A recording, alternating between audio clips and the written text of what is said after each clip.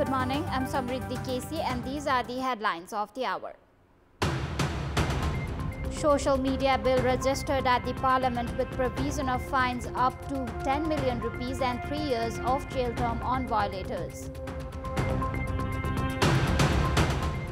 Breakthrough achieved in Khatbari Kimathanka Road along the Koshi Highway to connect Jogbani with Sankwashaba and Kimathanka in the northern border with China. Israel says 8 hostages due to be released in the coming week are dead. Hundreds of thousands of Gazans head north on foot. And Brazilian footballer Neymar leaves Al Hilal after ending contract with mutual consent. Neymar's return to his childhood club Santos expected. The government has finalized the draft bill for social media use and monitoring in the wake of growing misuse and increasing number of complaints.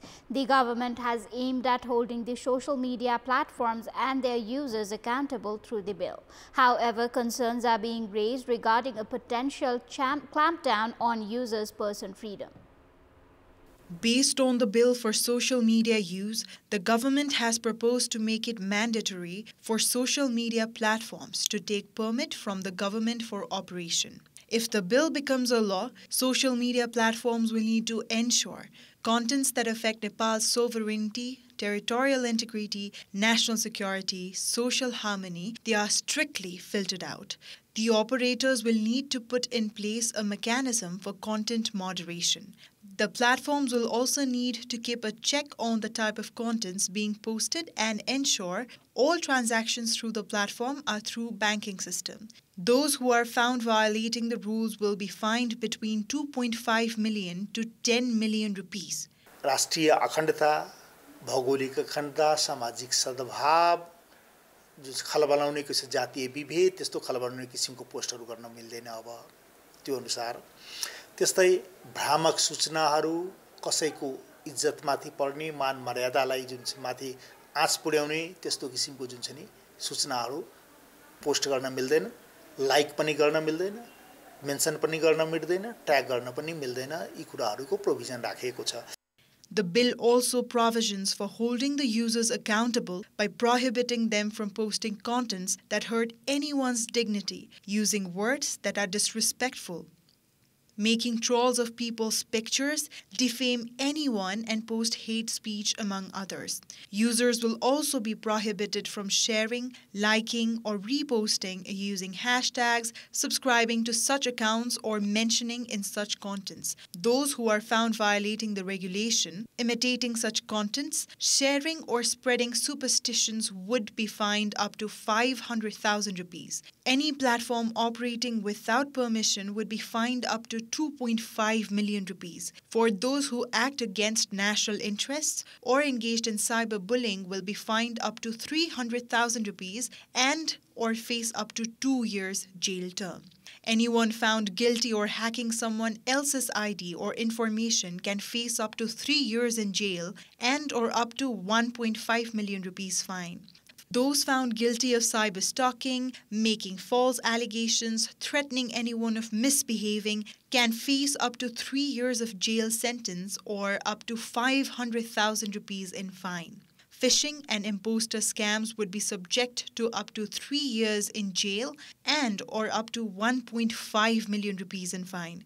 Leaking of anyone's personal pictures, audio or video without their consent or sextortions would be punishable by up to 3 years in jail and or up to 1.5 million rupees in fines. Anyone guilty of sharing explicit contents, spreading misinformation and disinformation would be punishable by up to 2 years in jail and or up to 300,000 rupees in fines.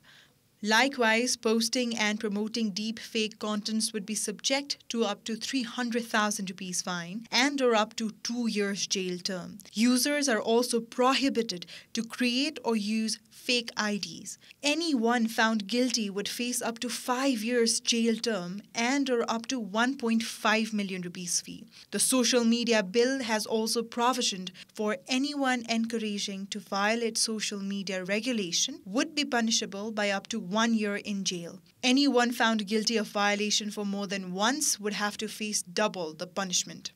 Any individual holding public position found violating the regulation would have to face 50% additional punishment. If any individual is found guilty of violation and of using children, would face up to an additional 1 year jail term. एउटा फौजदारी कानुनको रूपमा यसलाई ल्याइयो र यसलाई दण्डमुखी कानुनको रूपमा अगाडि बढाइयो। संसारभरि नै के भन्छ यसलाई कम्पनसेटमुखी कानुनको रूपमा लानुपर्छ भनिन्छ, क्षतिपूर्तिमुखी। किनभने कुनै पनि सामाजिक सञ्जालका अथवा कुनै पनि प्लेटफर्महरुमा गरिने अभिव्यक्तिबाट पीडित हुने भनेको इन्डिभिजुअलै प्राय हुन्छ र इन्डिभिजुअलहरुले चाहिँ जस्टिस पाउने भनेको उले क्षतिपूर्तिबाट हो। Should the bill become a law, users and platforms will need to drop any contents that the government deems violatory. Platforms will also need to establish a grievance handling point for anyone outside of Nepal and using the platform with the government's permission. Platforms will need to establish such mechanism within 3 months of the law coming into effect or allocate the contact point. They will also need to establish a 24-hour grievance handling mechanism and form a quick response system. A breakthrough has been achieved in the Khatbari-Kimathangka road section along the Koshi highway connecting India's Jogbani with Sankhwa Shabaz's Kimathangka that connects with Nepal's northern border with China as the construction of 158-kilometer road track concluded. Peng Nurbu Bhote of Port Khola Lingam had to walk for 3 days from Khatbari to reach her home. He was delighted upon Monday's announcement of completion of the Kimathangka road. खुशी हर्ष एकदम ठुलो यो चाहिँ हाम्रो धेरै दुःखका दिनहरु अब जान लागेको महसुस भइरहेछ। हिजो हामी हिलले समय हिँडेर गइन्थ्यो, आज अब घर आँगनमा यसरी गाडीमा चढेर आउन पाछौं। किमाथाङका नाका जोड्ने उत्तर दक्षिण सडकको चाहिँ नि पहिलो चाहिँ ट्र्याक चाहिँ आज ब्रेक थ्रु भएको छ। Nepal Army broke through 10-kilometer rocky section between Chamtang to Gongkhopa under Khatbari Kimathangka road. The breakthrough was announced in the presence of 3 federal ministers. With this, the works of opening a track of Koshi highway between India and China has been complete. Next in the project is to upgrade and widen the road. यसले भोलिका दिनमा यहाँको व्यापार व्यवसाय दुई देश ठूला देशहरु बीचको व्यापार व्यवसाय पनि यही बाटो हुँदै जाने, रोजगारी सृजना हुने र दुई देशका पर्यटकहरु सहजै रूपमा नेपाल भित्रिन सक्ने र यसले ठूलो आय आर्जनको क्षेत्रलाई चाहिँ सहयोग पुर्याउने भन्ने मैले ल्याएको छु। Locals in the region are hopeful of increased transit activities between Nepal, India and China now that the breakthrough has been achieved.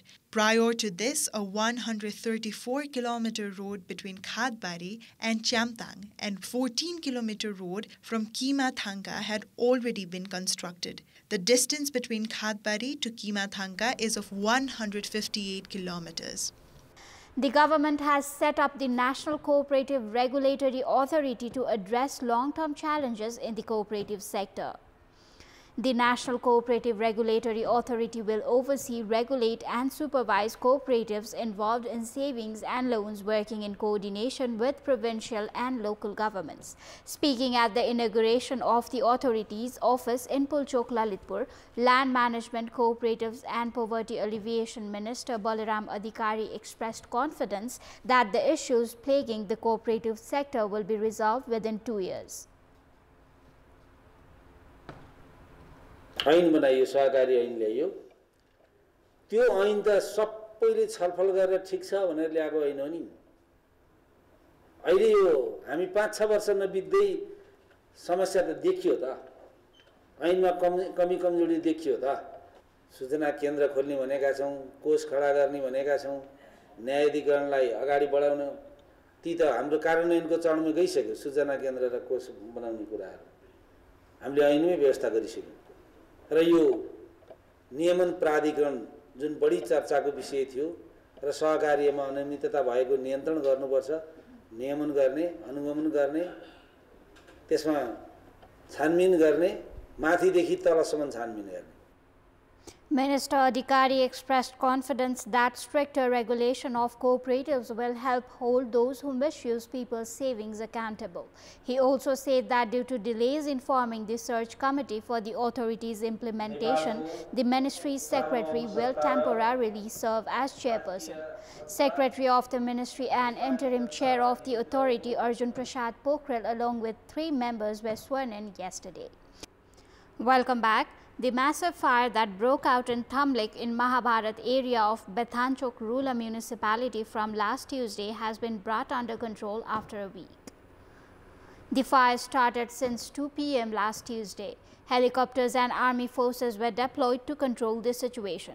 As per the chair of Bethanchok rural municipality, Bhagwan Adhikari, although the area where the fire could spread has been completely controlled, the fire in the ravines and in some places the stumps of the trees are still burning. The fire engulfed around 20 kilometers area of the jungle. The details of the total loss occurred are yet to arrive. Israel has claimed that 8 of the remaining 26 Israeli hostages to be released under the first phase of the ceasefire agreement between Israel and the Palestinian militant group Hamas have died. Hamas has released total 7 Israeli hostages twice since the agreement came into effect, while 290 Palestinian prisoners have been released in exchange. Government spokesman David Mencer told that Israel had received a list from the Palestinian armed group overnight that provided information on the status of the hostages, adding that the list from the Hamas matches Israel's intelligence that 8 have been killed by Hamas. Without naming them, he further said that the families have been informed of the situation. The agreement brokered by the US, Egypt and Qatar was that Hamas would release 33 Israeli hostages and Israel would release 1,900 Palestinian prisoners in exchange. Meanwhile, people displaced from the northern Gaza during the 15-month-long war have begun to return home. After Hamas agreed to release 6 hostages, including civilian Arber Yehud, in upcoming hostage release, Israel has allowed Gazans to return to Gaza on foot via the Netjarim corridor since yesterday. It is reported that about 300,000 displaced Gazans have returned to northern Gaza since yesterday. According to the ceasefire agreement, Israel closed the crossing because Hamas did not release civilians in the first phase and about 650,000 people waiting to return home. Of these, 300,000 have returned home. They are said to be excited to return home, but they are also sad to see their homes turned into debris. The Rwandan government evacuated UN staff members and their families from the Democratic Republic of Congo in response to the escalating violence as rebel group M23 sweep through the country. Evacuees were taken to Kigali Pele Stadium before being moved to various hotels by bus. Rwandan-backed rebels marched into eastern Congo's largest city, Goma, and the UN said they were supported at least some regular Rwandan troops in the worst escalation of the long-running conflict for more than a decade. Hundreds of thousands of people displaced by the recent fighting or earlier conflict have sought refuge in Goma and in surrounding camps. The arrival of M23 rebels in the city risks causing a new displacement and humanitarian crisis. The capture of Goma marked a significant escalation in the conflict, with gunfire and looting reported throughout the city. The United Nations has called for an immediate end to the offensive, but the situation remains tense as thousands of residents flee their homes, fearing further violence. US President Donald Trump said that Chinese startup DeepSeek technology should act as spur for American companies and said it was good that companies in China have come up with a cheaper, faster method of artificial intelligence.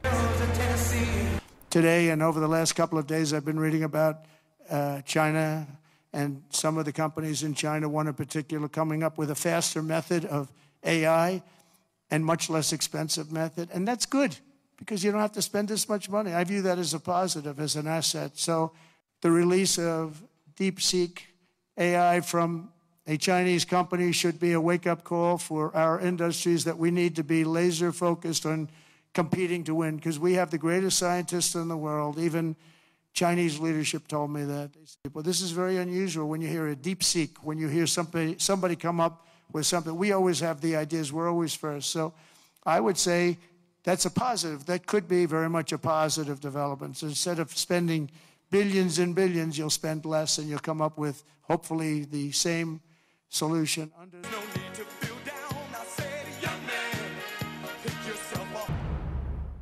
That is all for the moment. Thank you for watching. Bye for now.